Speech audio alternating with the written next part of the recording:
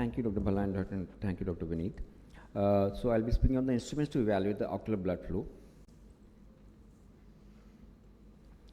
The vascular abnormalities and dysregulation may contribute to development of glaucoma. The measurement of ocular blood flow is complicated by the fact that the posterior pole of the eye is nourished by two different vascular beds, the retina and the choroid, differing in terms of physiological and pathological properties. Now, in spite of accessibility of the retinal vasculature, the quantitative data on retinal hemodynamics is still lacking. Now, there are various non-invasive techniques for measurement of the ocular blood flow, such as color Doppler imaging, the laser speckle technique, the laser Doppler flowmetry, the retinal vessel analyzer, the retinal oximetry, the blue field entoptic technique, and the invasive techniques are the laser ophthalmic angiography with fluorescein and or ICG. The two recently developed techniques are the Doppler Fourier domain-osity and the optical coherence tomography angiography. Now, many technologies are based on Doppler effect for measurement of ocular blood flow. The Doppler effect is the change in frequency of sound or light of the receive frequency from that of the send frequency if there is motion. Now, one of the very important aspects of the ocular blood flow analysis is the blood flow volume in the vessels, which is a product of velocity as well as cross-sectional area of the vessel. The color Doppler imaging is basically an ultrasound technique. The velocity is obtained from the Doppler frequency shift of the moving RBCs. Greater the Doppler frequency shift, greater is the velocity. And a colored representation of the blood flow using Doppler shifted frequency is portrayed. Now, the Doppler frequency shift is less when the ultrasound beam is not parallel to the direction of the travel of the blood vessels. So, considering the normal arterial anatomy of the orbit, the ophthalmic artery provides nasal straightest portion of this vessel. Unfortunately, it reduces the relevance of the result because the blood to the eye has already left the ophthalmic artery via the posterior ciliary artery and the central retinal artery. Now, the velocity waveform of the artery is portrayed or imaged as a high peak systolic velocity, PSV spike, followed by a rapid drop of velocity to a low end diastolic velocity, that's EDV, and there's a dichrotic notch usually present. The velocity waveform from the vein is depicted as is generally non-pulsatile in the superior ophthalmic vein. However, it may be pulsatile, slightly pulsatile in central retinal vein, and it is synchronized with the IOP. So, hence, in central retinal vein, we calculate the velocity maximum and velocity minimum. Now, this is the color Doppler imaging of the central retinal artery and central retinal vein. Below the red line, below the green line, we see the velocity wave line. Above the green line represents the arterial blood velocity, and the velocity wave under the green line represents the venous blood velocity. Now, these are the various blood velocity waveforms produced by spectral analysis of Doppler signals from the eye and the orbit of the ophthalmic artery, central retinal artery, central retinal vein, posterior ciliary artery, the superior ophthalmic vein, and the vortex. We can see that there's a spike in the arteries, whereas it's usually non-pulsatile in cases of vein. Now, resistive index is one of the very valuable aspect for ocular blood flow analysis. It's a measure of the vascular resistance. It is not clear if it represents the retinal vascular resistance accurately. In fact, it is considered more appropriate for the low resistance retrobulbar vessels. Regarding the reproducibility, reliability, and resolution in the color Doppler imaging, the lower velocities found in smaller ocular vessels are close to instrumental detection resolution. The flow rates lower than 1 to 3 centimeter per second may be missed, giving false impression that the vessel is occluded. The undetectable Doppler frequency shift in small vessels do not necessarily means absent flow, but only indicate the limit of the resolution of the machine.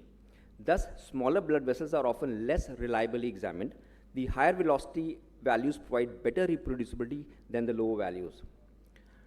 Now, the mean blood velocities are prone to error. So, the end diastolic velocity of the short posterior ciliary artery has the highest coefficient of variation.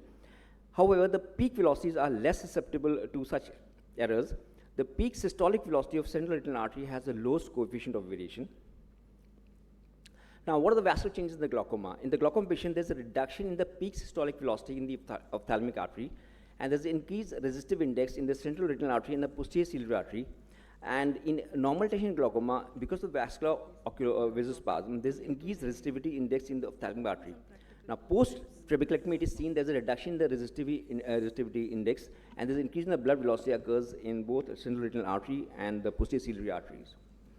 However, there's certain limitation in the color Doppler imaging. No quantitative emission on the vessel diameter is available, hence the calculation of total blood flow is not possible. The Doppler frequency shift is less when the ultrasound beam is not parallel to the direction of the travel of the blood vessels. The reproducibility requires experience and skill, is expensive, and the ocular pressure can increase the IOP. Now, there's another instrument, laser Doppler velocimetry. It is non-invasive technique based on the Poiseuille principle and the Doppler effect. It measures the blood velocity, the vessel diameter, hence, and the cross-sectional area. In retinal vessels, it measures the flow only in one direction. Hence, the retinal blood flow in one single vessel can be calculated. It cannot be used to measure circulation in the optic nerve head because it requires to measure blood flow in multiple directions. So there's another instrument, laser Doppler flowmetry. It quantitatively measures blood flow in the retinal, optic nerve head, and choroidal capillaries in arbitrary units. In this technique, the laser light is not directed towards the retinal vessels, but on the vascularized tissue with no larger vessels visible. There is considerable variation in scattering properties between the subjects due to variation in the vascular density and the vessel orientation within the relatively small volume of tissue sampled. Hence, inter-individual comparison of the laser Doppler flowmetry data is not recommended. Although there is a high intra-individual reproducibility, however, the precise depth of measurement is controversial. And most of the studies, they conclude that the LDF samples, the optic nerve tissue supplied by both the superficial retina derived circulation as well as the deeper choroid derived circulation. So we have another scanning laser Doppler flowmetry. Now, this is a scanning confocal version of the LDF.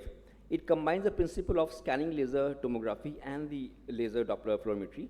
The measurement is in retina are hampered by the fact that the contribution from the underlying choriocapillaries still cannot be excluded.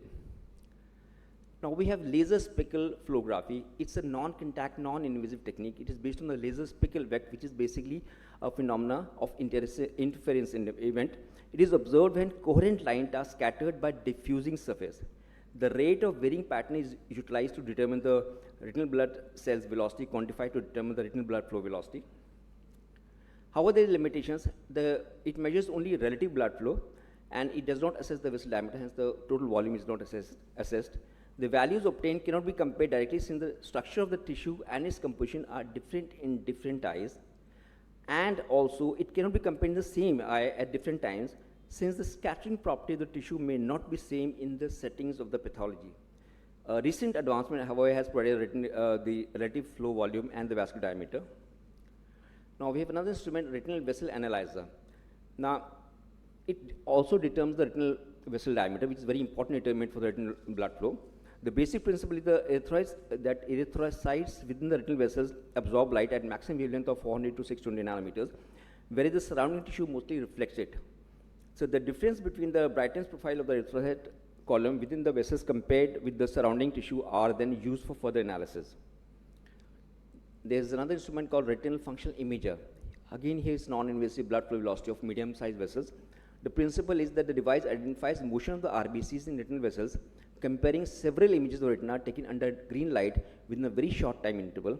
The advantage is that it also provides capillary perfusion map within the foveal avascular zone and options to measure vessel oxygenation and metabolic mapping. The limitation, however, is that it provides only flow velocity and not the flow volume. Now we have a blue field entoptic technique.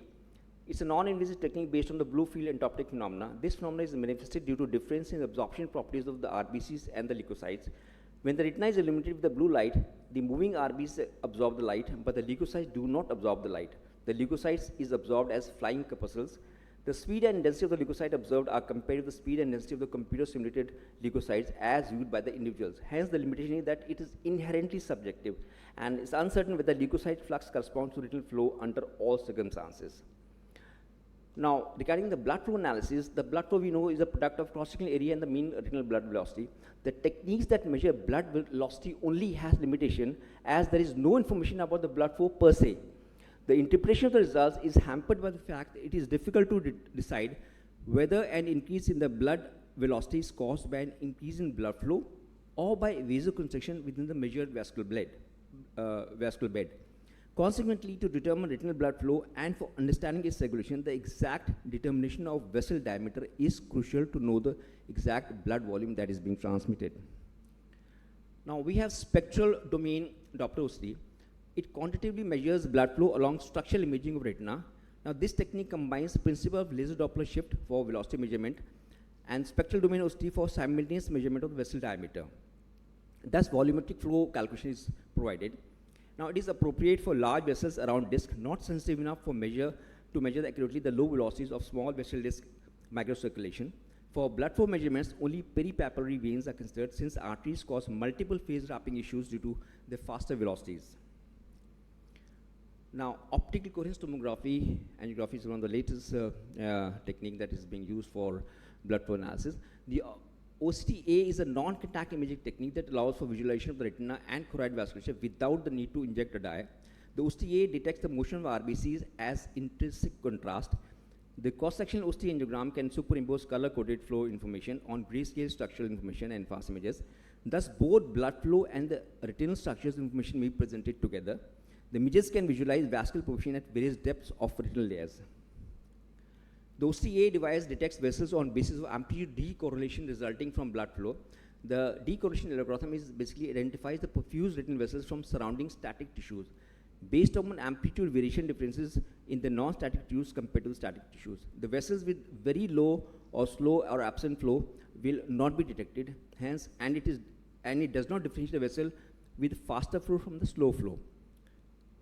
For this reason, the term vessel density is used as quantitative measure reflecting the proportion of area occupied by the flowing vessels.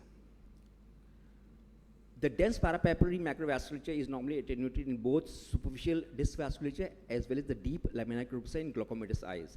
The flow index is calculated by averaging the decorrelation signals in the OCT angiograms, and it has been shown to have both high sensitivity and specificity in differentiating glaucomatous eyes from that of the normal eyes. Now, these are the OCTA images of optic dispersion in glaucoma compared to the normal, showing decrease in the dispersion in the whole width OCT angiograms and the cross-sectional angiograms. Now, these are the OCTA image of optic disc at various depth in the glaucoma compared to normal eye, showing decreased vessel density in the whole depth angiogram, the retinal angiogram, the choroidal angiograms, and the scleral or lamina crepuscular angiograms. Now, these are the images of OCTA RNA level density maps, which helps to differentiate between the glaucoma suspect, and the normal eyes.